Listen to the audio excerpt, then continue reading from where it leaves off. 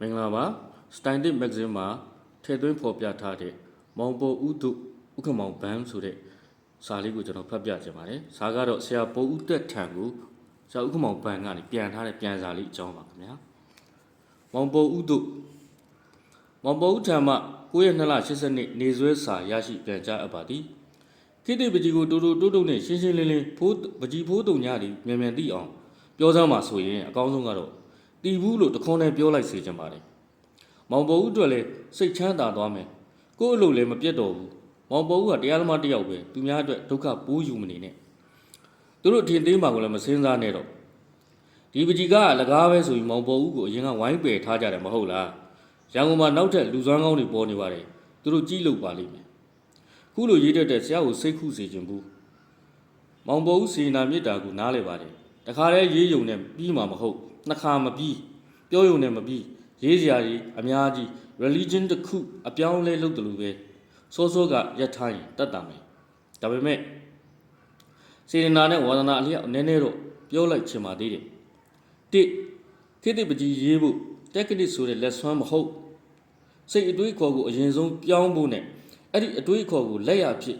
လက်စစ်ကန် apply လုပ်ဖို့ကအဓိကလက်ရှိတက်ပြီးအလေးချင်းကိုပြည်ပုံးကချရလိမ့်မယ်နှစ် creative activity ဆိုတဲ့မုံမှန်ဖန်တီးခြင်း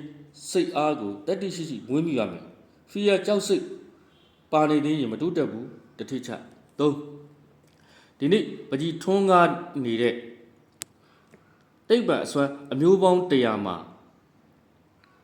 ဒီနေ့ထွန်းကားနေတဲ့တိတ်ပံစွမ်းအမျိုးပေါင်း100မှာ90ရာခိုင်နှုန်းလောက်ကိုလေးလာသဘောပေါက်ရမယ်ခိတိပကြီးရေးဟန်တွေထဲမှာတိတ်ပံရောင်မြန်ဟပ်မှုက90ရာခိုင်နှုန်းလောက်ပါဝင်တတ်တယ်လေး